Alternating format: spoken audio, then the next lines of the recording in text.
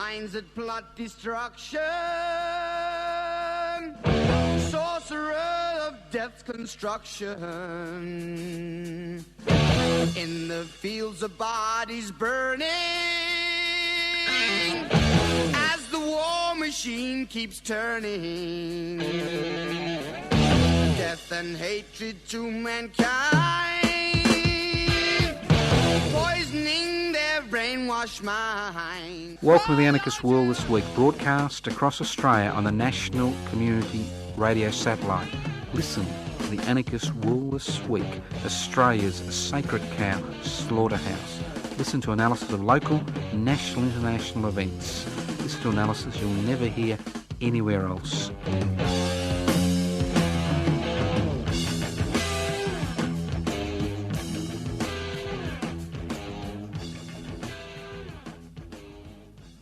Welcome to the Anarchist World This Week, broadcast across Australia via the Community Radio Network. My name is Joseph Toscano. I'm hosting today's program. So, yes, if you're wondering what anarchy is all about, Anarchos, from the Greek, without rulers. It's a society without rulers. How do you create a society without rulers? By breaking down hierarchy and sharing wealth. It's very simple. It's inequalities in wealth and power which create rulers, whether they're elected or self-appointed. So the anarchist struggle in any society, doesn't matter whether it's a dictatorship or a parliamentary democracy, the anarchist struggle is to devolve power and share wealth. Very simple. Devolve power, which is a fancy term for saying, direct democratic ideas. Not having representatives, not having people lord it over us, but devolving power and sharing wealth. That's the anarchist struggle. So it doesn't matter where you are, if you're involved in a struggle to devolve power and share wealth, improve the livelihoods of people, well, you're on that same journey that I undertook almost 50 years ago. Very simple concepts. You don't need a PhD in philosophy to understand what anarchy is all about. It's all around you. It's about inequalities of power and wealth, which give people the capacity to manipulate, exploit other people, use communities for their own advantage. Very simple concept. So, in a program like the Anarchist World This Week, you'll see me jump from topic to topic. We're not just interested in providing analysis, we're interested in encouraging you to get involved in activities that challenge the status quo. It doesn't matter where you're listening to this program. Whether you're listening to this program via the Community Radio Network, whether you're listening to this program via a podcast from Community Radio Station 3CR in Melbourne, whether you're listening to this program on the World Wide Web, it doesn't matter where you are on the planet, it's a struggle to devolve power and hold wealth in common and use that wealth for the common good. That's what the anarchist struggle is about. Obviously, there are different opinions regarding the best strategy to take in that struggle, as there are in any political, social and cultural movement. But that is the essential element of anarchism. Now, let's move on. Now, I want to talk about hope today. No, I haven't found God yet. I want to talk about hope. Now, hope is the love child of desire and expectation. The desire for change and the expectation that change will occur. Every anarchist, every social reformer, every revolutionary has hope in their pocket. They hope, they desire that changes will occur, and they expect that if they put their shoulders to the wheel, that change to devolve power and share wealth will occur. That's what hope. And the greatest weapon that those who exercise power and acquire wealth at the expense of those around them have, the greatest weapon they have is not the armed forces, it's not the police force, it's not the law. The greatest weapon they have is when the people they exploit, when the people they control lose hope. When you lose that desire for change. When you lose that expectation that if you put your shoulder to the wheel, that change will occur. So in the anarchist world this week, we give away, not sell, we give away hope. And there is nothing more pathetic in this country today than the number of people who've been bludgeoned, morally bludgeoned, intellectually bludgeoned, psychologically bludgeoned into submission, who have lost hope that change will ever occur. And that is the greatest advantage that those who exploit us, those who exercise power have. That capacity to destroy that desire and expectation for change. That capacity to bludgeon people intellectually, morally and psychologically into a situation where they believe anything they attempt to do will result in failure. And that's what we face today, in Australia. We face an era when people honestly believe you cannot change City Hall. You cannot confront capitalism. You cannot change things through struggle. And that is an important issue, the fact that we've lost that hope, that desire and expectation for change. Now, public interest before corporate interest was established about 18 months ago for that very reason. For the reason to bring people together with the expectations that we would be able to rekindle hope in the community. Rekindle hope in terms of ensuring that governments, irrespective of what level, that governments would begin to put the interests of the many before the interests of the few. And it's been a much harder task than we expected. Because a lot of people say, what's the point? Nothing's going to change. That's the way it was since the year dot. And it is discouraging to see so many people in this country, have lost hope that change is desirable and possible. So if you're one of that brigade that belongs to the hopeless brigade, who thinks that nothing will ever change, who believes the effort needed to extract change from those who exercise power, well, now is the time to think about joining public interest before corporate interest. It is not just a political party that uses the ballot box. It will be a political party that will use direct action, community boycotts, as well as parliamentary politics. It will use both extra-parliamentary and parliamentary tactics to create that society where power is devolved and wealth is held in common.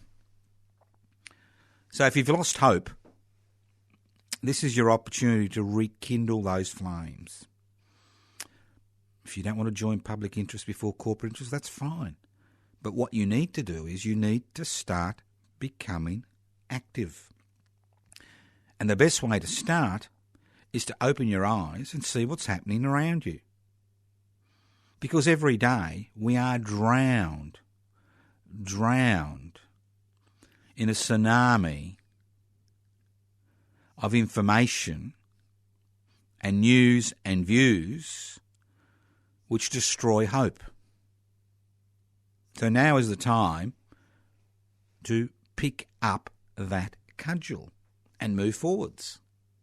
So if you want to join public interest before corporate interests, you can either get an application form at one of the rallies or events that we help organise during the year, or you can write to Post Office Box 20, Parkville 3052, or you can leave a message on 0439 395 489, or you can go to the website and download an application form, www.pibci.net. Have a look at the web page. You can email us at info@pibci.net. We are well on the way of registering PIPSI as a federal political party, but in order for that to become a reality, we need more members who are on the electoral roll. Because if you're not on the electoral roll in this country, you don't exist. So, hope, desire and expectation, the desire for change and the expectation for change is something that we must never lose. You lose hope, you become totally manipulated. You are the type of person who can be manipulated and used for other people's advantage. Let's move on. Now, remember last week we had our first evening with Joe Toscano. That's me. No, I haven't become a megalomaniac, but I've been sick and tired of the lack of real interaction that occurs on a social and cultural basis in Australia today. Most people think it's just good enough just to sit at home and get click activism RSI. Well, if you're around Melbourne town, every Wednesday night, 20 Smith Street, Collingwood, which is just across the road from the studios of 3CR at 21 Smith Street in Fitzroy, because one side of the street is Collingwood and the other side is Fitzroy. So every Wednesday at the Kunjo Ethiopian restaurant, that's 20 Smith Street, Collingwood, starting at 6 p.m, finishing around 10 p.m, Wednesday evening with Joseph Toscano, an evening of satire, irony and humour that examines the news of the week among friends and supporters in a convivial environment. It's a great way to spend a Wednesday evening, which is usually the midweek wasteland. Now, you don't have to book. You just turn up, buy your own food and drinks, good selection of food. It's, buy your own food and drinks, have a good time, meet up. And the thing, it's about meeting like-minded people and making contacts.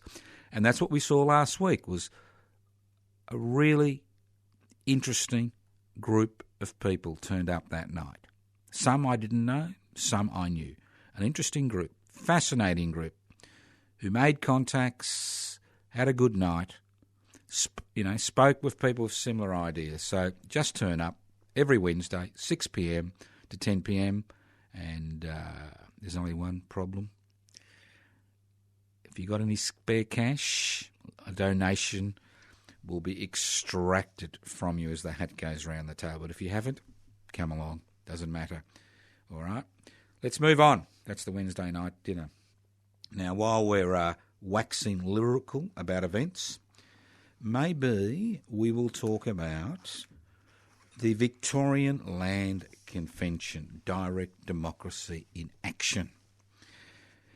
Now, on Friday, what's Friday? The 15th. Sorry, on Saturday the 15th of July is the 160th anniversary of the Victorian Land Convention, which nobody else in the world will be celebrating, but a small group of us, and you can be part of that group, will be celebrating the Victorian Land Convention. And why? The Victorian Land Convention was direct democracy in action. It was a byproduct of the Eureka Rebellion on the 3rd of December 1854. So I'll be doing a lecture and lunch. Well, you buy your own lunch as usual, but a lecture on the Victorian Land Convention, plus a small discussion. And again, same place, Konjo Ethiopian Restaurant, midday, Saturday, 15th of July, just turn up. So why was the Victorian Land Convention important? The Victorian Land Convention was important because access to land has been the driving force for most human civilisations. The colonisation process and the genocide of these countries' original inhabitants who had lived here for over 2,000 generations was about land. And in Victoria especially, it was about land. And by the time of the Eureka Rebellion, when the great significant proportion of the indigenous population had been wiped off the face of Victoria, 720 squatters had leasehold title over the whole of Victoria. That's 720 sheep runs. This is apart from, a few little regional centres. They had a stranglehold on land. And in 1856, legislation was introduced in the Legislative Assembly and the Legislative Council in Victoria, which was designed to turn that leasehold land into freehold titles, which meant that those 720 squatters who were responsible for the destruction of people who had lived on this land for over 2,000 generations would be rewarded by having access to that land. At the end of 1856, 2 years after the Eureka Rebellion, and let's not forget, it took 3 years before there was universal male suffrage in terms of people being able to elect the Legislative Assembly. The squatters who had power, who control the Legislative Council, believed that this was their opportunity to ensure that every acre of land outside a few regional centres belonged to them and their families. Extraordinary. The murderers, the rapists, the colonisers were going to be rewarded with freehold title. And if it wasn't for a huge popular movement which rebelled against these proposed changes, this is what would have occurred.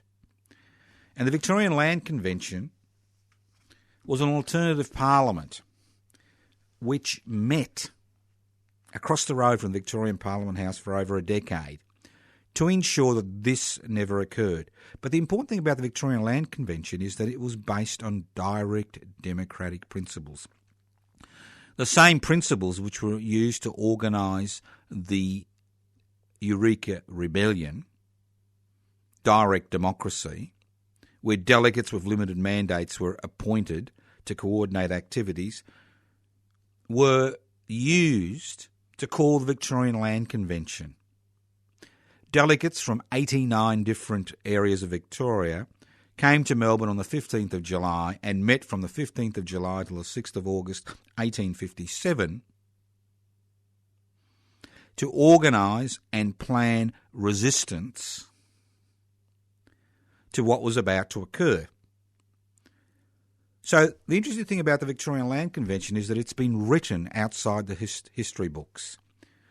The Alternative Parliament has been written outside the history books, and the Alternative Parliament put radical pressure on the Victorian Parliament to pass some of the most radical legislation that had been seen on planet Earth since time immemorial, including 3 universal secular education in 1871.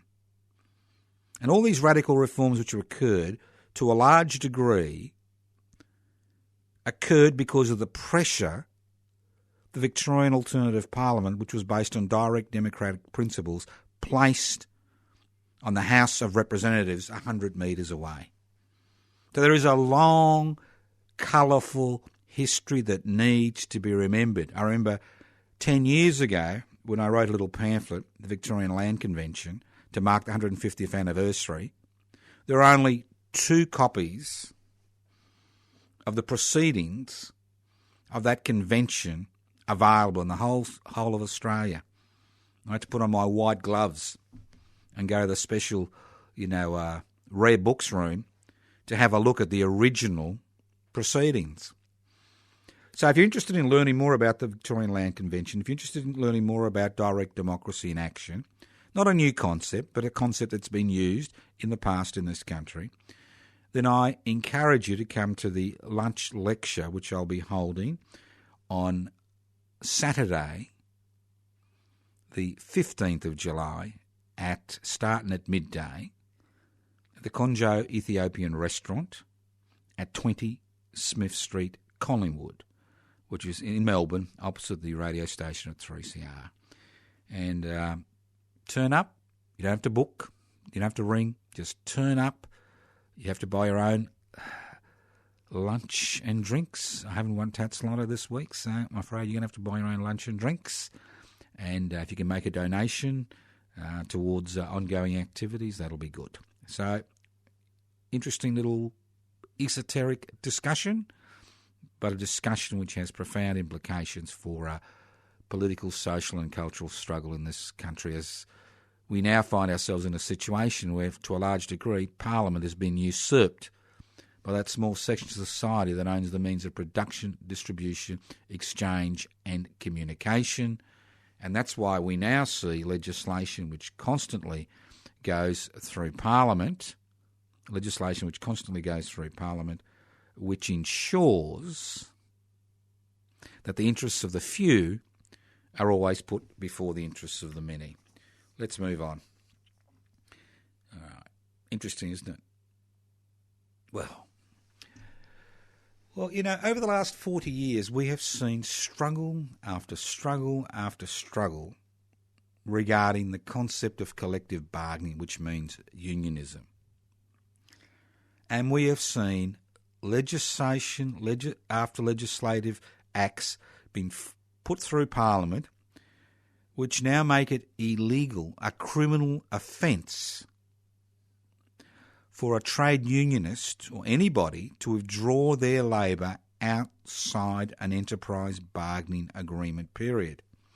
And when I hear people talk about how horrible it is in China and Russia, where, unionists can't withdraw their labour, we have the same system here. Same system. And the latest struggle which has hit the headlines, which people don't really understand, is the struggle between the Australian Cricket Association and the Australian Cricket Board. This is a struggle about collective bargaining. It's very simple. The Australian Cricket Board, which is basically made up of people from the old cricketers and people from the corporate sector, wants to break the ability of the 240 cricketers who are in State Sheffield Shield, the Australian cricket team, both men and women, to collectively bargain. This is a struggle about whether workers have the right to come together.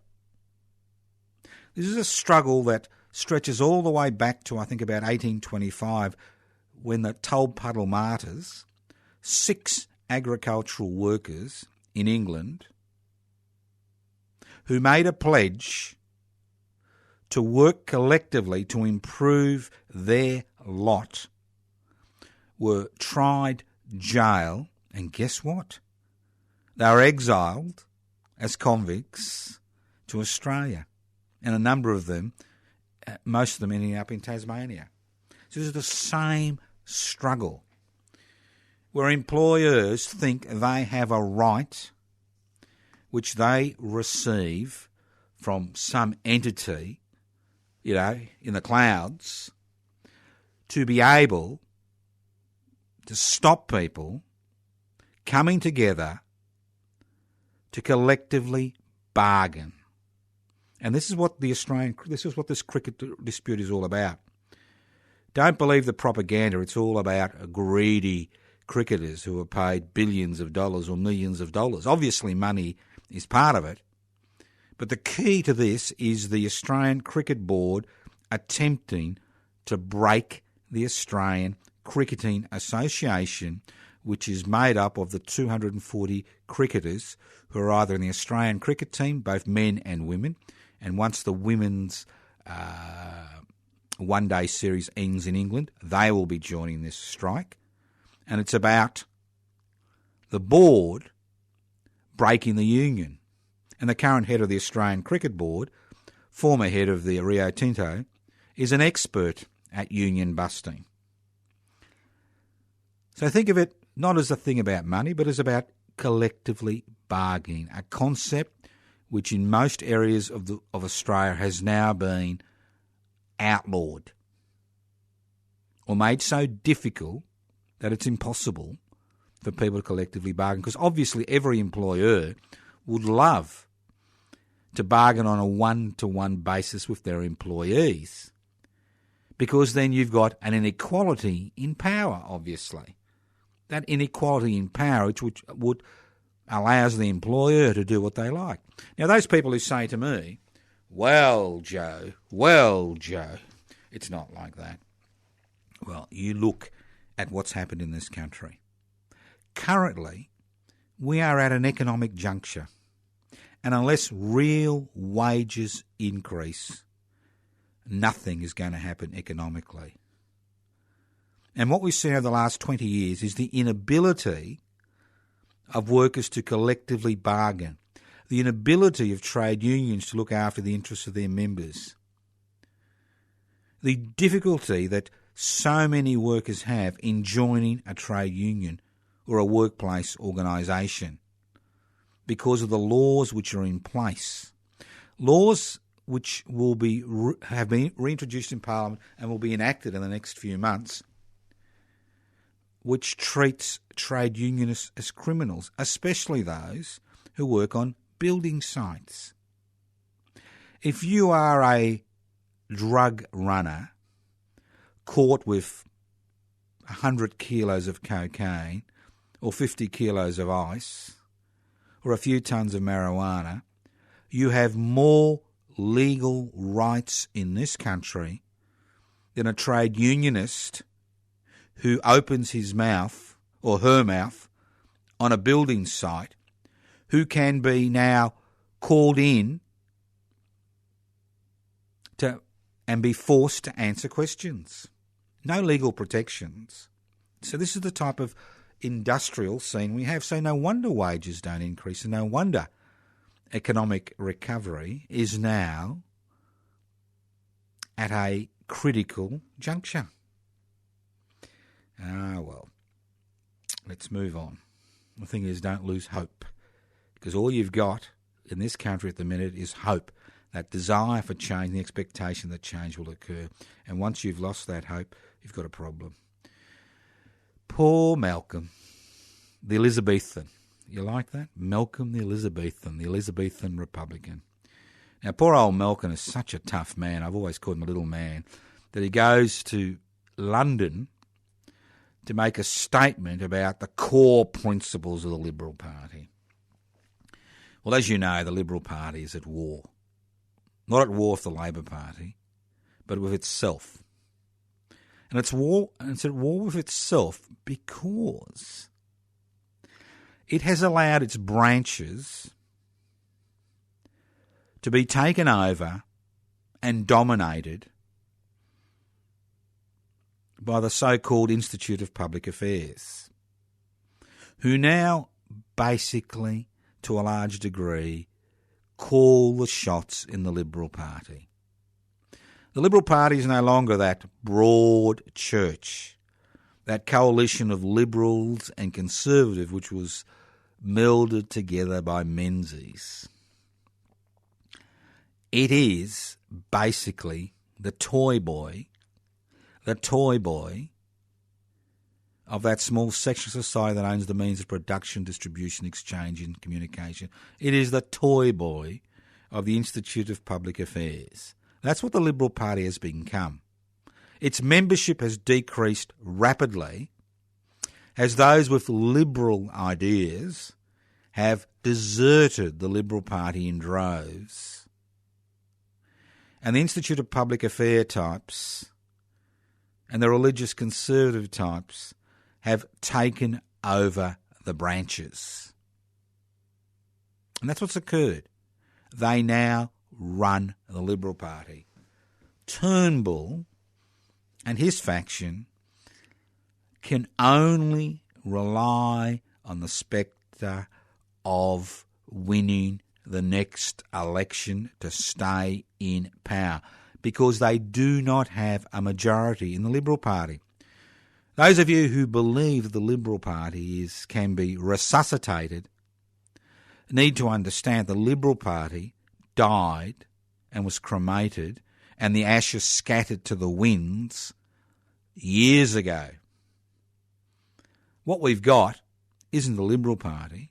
What we have is an old-fashioned, pro-business, neoliberal organisation which now finds itself beating a different drum to the drumbeat that the electorate, that the people of this country, that the people of Australia want to hear.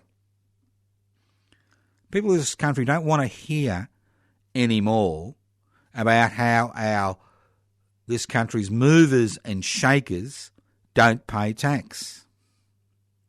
They don't want to hear at how parliamentary legislation is not fashioned by the needs of the people of this country, but is fashioned by that small section of society that owns the means of production, exchange, distribution and communication. They don't want to hear that anymore. They don't want to hear anymore there's not enough money for public education and public health and public infrastructure. There is not enough money for social security benefits for the 30% of Australians who rely on social security benefits to survive. They don't want to hear stories about elderly people being ripped off by private organisations which now have a monopoly on providing aged care services. They no longer want to hear about the fact that, you can't buy a home and have difficulty paying rent, and that the public housing sector no longer exists as far as various state governments around this country is concerned. They don't want to hear about stories about the fact that things that they've got to tighten their belt when they see around them multinational corporations and CEOs of these corporations and government bureaucrats tucking in hundreds of millions, if not billions of dollars in their pockets. They don't want to hear about all the corporate welfare that's around. They want some real policies which stop them on that treadmill, that constant treadmill of bills, paying bills, extra charges, having to deal with banks and financial institutions which really have no interest in them as individuals. They're sick and tired of this. People are becoming sick and tired of this. But they're not only losing hope, they're becoming angry. And that's why we see these wild fluctuations as far as political progress is concerned. The dilemma is that a lot of people think that the way forward is for a strong leader to take over. Well, it doesn't work that way. Whenever a strong leader takes over, what we see is the institutional structures which are there to protect the individual are swept aside. A lot of people think that if only we get rid of those refugees, it'd all be hunky-dory. If we could expel all those Muslims, it'd be a wonderful, wonderful country. Well, it ain't that way. That's what they want us to do. They want us to divide and rule us. Because we need to understand, irrespective of our religious beliefs or no religious beliefs, irrespective of our sexual orientation, irrespective of our gender, irrespective of our culture, our racial origins, where we come from, ultimately, the only enemy that's important, that means anything, that has power, is that small section of society that owns the means of production, distribution, exchange and communication, which dictate parliamentary policy. And that's the problem, which we need to address. You know the problem. You can sit at home and wait for the next big thing to arrive and then click your little button on the net and say, hallelujah, or you can become part of that movement for real change out in the community. It's up to you. It's your story. Let's move on. Now, a few other things. As far as defend and extend public housing, there will be a public meeting or initiative by public interest or corporate interest at the Seaford Community Centre on Sunday, the 23rd. That's right, Sunday the 23rd.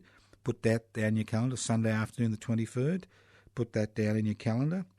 As I said before, there's lots of things, and if you listen to this program interstate and you want some assistance in organising your own activities, well, we're quite happy to assist, because this needs to be a national movement. You know, this struggle for change needs to be a national movement. Now, I usually don't say much about overseas stuff. You know, I leave it to the overseas people, but I'm beginning to feel sorry for President Donald Groper. What a man. What a man. Obviously out of his depth. It's like going, the school camp at the G20. He was the kid with the body odour that everybody didn't want to speak to. Quite interesting, wasn't it? But the dilemma is that this man is obviously not up to the task of governing the United States of America. Not up to the task. Not up to the task. As people said, snake oil salesman. Well, I'm afraid I must disagree. I think snake oil salesmen have a little bit of ethical backbone compared to the President Donald Groper. And why would people expect any different? Why would you expect any different? This is a man who rode into power on a campaign trail that he was different. He was for the people. He was going to change things. He was going to put them back to work. Well, poor old Donald, like all those oligarchs, whether they're in Russia or the USA or China or England, all those oligarchs, well, they have one thing in common. They attempt to gain political power for one reason only, and that is to increase their wealth and their power and the wealth and power of their families and friends. It's called crony capitalism. Whether it's state capitalism or private capitalism, same thing, crony capitalism. And Donald Groper is the pin-up boy for crony capitalism. And all those Americans who thought this man was different, just look at his legislative, well, who knows what they are, initiatives. Things like removing death duties in America for the super rich. Obviously, the Groper wants to remove death duties for the super rich to enrich himself and his family. Simple. Overturning Obamacare. Obviously, they have no interest in ordinary Americans and the health needs that they have. The list goes on and on. I mean, talk about a con job. Wonderful con job, but again, not my problem. It's the problem of the United States of America. It's their problem. They have allowed such a system to be created which allows people like Donald Groper, the President of the US of A, to become president. Now, the only problem is, it does become your problem and my problem because of the potential for destruction which such a person in the White House has, irrespective of the checks and balances which are in place in the United States to ensure a president doesn't become a dictator. So keep your eye on the Groper, see what happens. And if you think if the Groper goes, things will get better, No, they won't get better. The Vice President, Mr. Pence, makes the groper look like a raging left-wing radical. And that's the dilemma. Once again, what we've seen happen to the Liberal Party in Australia happened to the Republican Party in America. It has been taken over by people who will use the state apparatus to crush any opposition, by people who believe in the capitalist dream, by people who will do everything possible in their powers to destroy the ability of the state to protect its citizens and provide for its citizens. And that is the dilemma you and I and everybody else on the planet faces. All right, let's move on. As I said before, I don't do much overseas analysis because it really doesn't matter what I say. But sometimes it helps because it helps people get their ideas clear. Now, those of you who think the Islamic State group came out of nowhere, think again. In 2003, President Bush Jr. and John Howard and Mr. Blair, the coalition of the willing, all right, not the unwilling, the coalition of willing, invaded Iraq, toppled Saddam Hussein, okay? A new era of freedom and democracy was supposed to, reign in the land of Iraq. And what we've seen since then is something which has a profound effect on the whole Middle East. We have seen in the chaos which ensued, we have seen religious-based divisions once again come to the fore in this part of the world. Because in the past, it was all about nationalism. All about nationalism. Those of you who are old enough to remember the Suez Canal crisis, all about nationalism. Now, it seems to be about religious belief, although a lot of that is based on the idea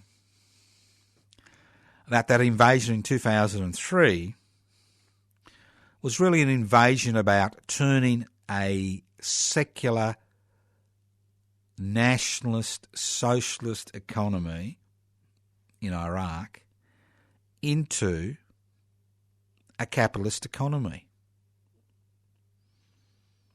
where resources which were being used for the people in Iraq now become the private property, mainly of overseas corporations. So what we've seen in Mosul and what we've seen in Iraq in the last 3 to 4 years and what we've seen in Syria, to a large degree, is a direct consequence of the invasion of Iraq in 2003. A direct consequence of that naked grab for resources. And all that death and destruction which we are now witnessing, whether it's in Yemen, whether it's a dispute between Qatar and Saudi Arabia, whether it's the atrocities which are occurring in Syria, whether it's the rise of the Islamic State and other religious fundamentalist groups, can be slated back to that invasion in 2003.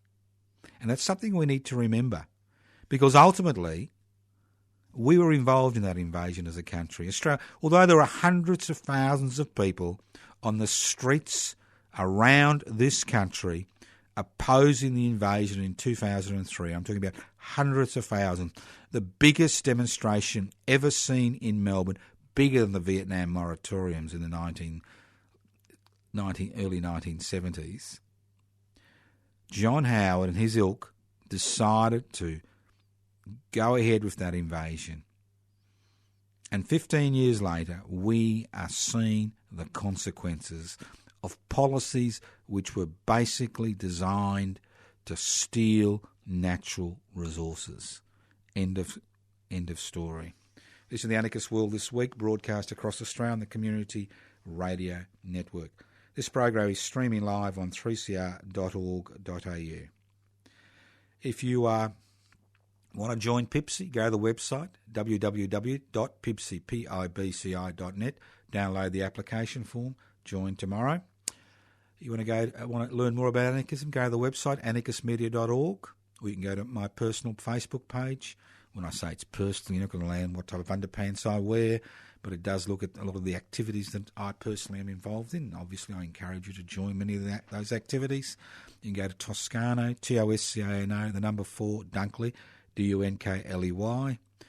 You can go to the, there's ton. You can go to the Defend and Extend public housing Facebook page. Don't forget, if you live in Victoria, last Wednesday of the month, midday. First Wednesday of the month, midday, Parliament House, Spring Street, Melbourne.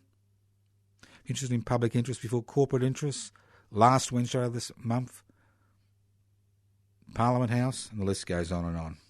So there's a lot of things we're involved in, but you can do the same things. There's nothing special about us. There's nothing special about the Anarchist World This Week. There's nothing special. It's about taking initiatives. Initiatives like the Wednesday Action Group, which is a small group which reclaims public space once a week in the city of Melbourne.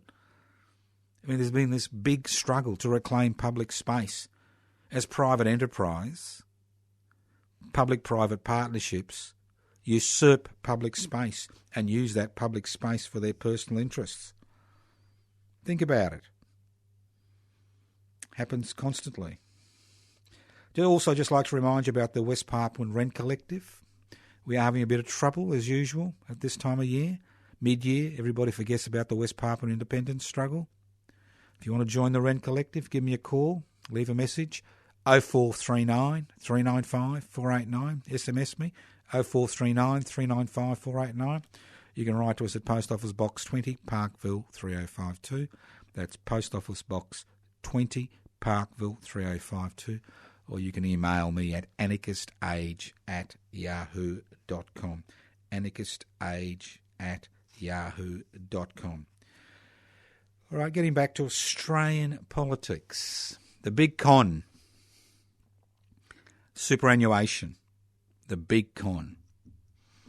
Do you know that last financial year, the federal government didn't receive $30 billion in taxation revenue because of all these laws that have been passed regarding superannuation, which have allowed very, very, very, very rich people, not ordinary workers, but rich people, to get $30 billion of tax deductions legally for fattening up their superannuation fund so they can live the life of Riley once they're retired. Everybody needs a second Learjet, let alone a first. Think about it. $30 billion lost taxation revenue. 80% of that $30 billion went towards welfare payments for the super rich who are able to invest, in inverted commas, in their superannuation funds. Isn't that extraordinary? $30 billion. I'm not making this up. This is real. These are real facts and figures. We don't do fake news on the Anarchist World This Week. We don't need to do face news. We don't need to do humour. We don't need to do satire. All we have to do is read the numbers, read the facts, and you would fall down laughing your head off. You may even die. You're laughing so loudly. 1/3 of the nation's richest 1,500 corporations paid no tax legally last financial year. Huge transnational corporations pay less taxation legally than a taxpayer earning $100,000 a year.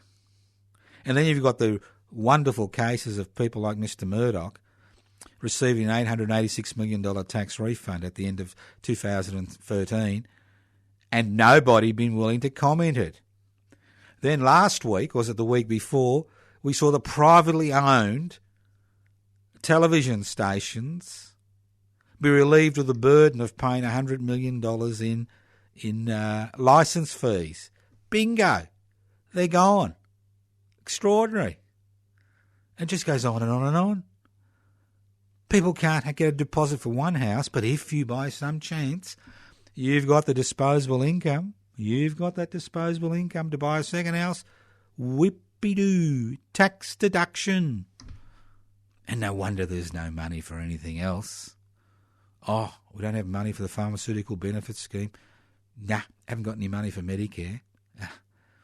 No money for the public health. No. You got to squeeze your belt. Extra money for the unemployed? You've got to be kidding. Why would you give those bludgers anything extra? Bludgers? You know where the bloody bludgers are. The bludgers are those people who used all the resources provided by the state, the armed forces, the police, the laws, the courts, to maximise their profits at the expense of everybody else, and then put their hands out for taxpayer-funded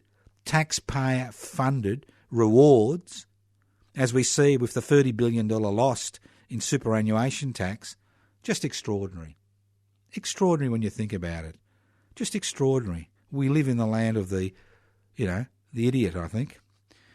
All right, you've been listening to The Anarchist World this week, broadcast across Australia on the Community Radio Network. This program has been streaming live on 3cr.org.au. The program is podcast. You can access the podcast by going to 3cr.org.au.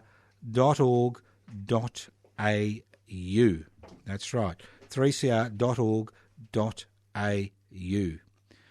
It's up to you. You can write to us at Post Office Box 20, Parkville 3052. You can email us at anarchistage@yahoo.com. You can actually download the application form to join Pipsy from pipsy.net.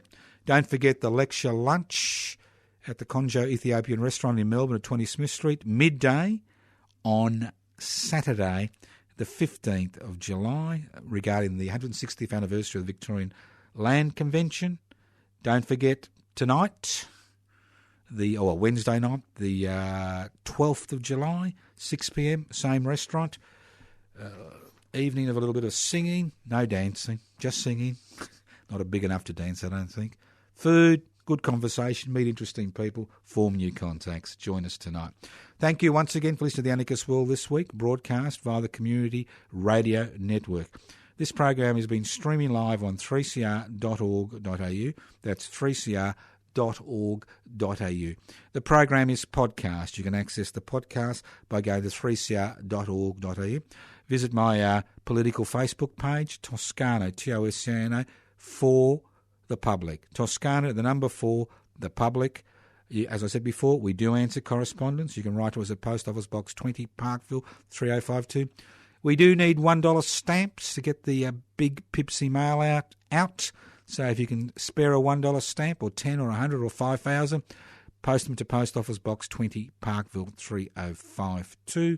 You can email me at anarchistage@yahoo.com. You can download that Pipsy application form from pipsy.net. Don't forget the Defend and Extend Public Housing Public Meeting, which has been organised by Public Interest Before Corporate Interests at the Seafoot Community Centre on Sunday, the 23rd of July. I'll give you more information about that. Put it in your diary. That's Station Street, Seaford. Thank you once again for listening to The Anarchist World this week on your local community radio station. Listen in to The Anarchist World this week on your local community radio station next week. evil minds that plot destruction, sorcerer of death's construction. An analysis you'll never hear anywhere else. Anarchist World this week. Australia's sacred cow slaughterhouse.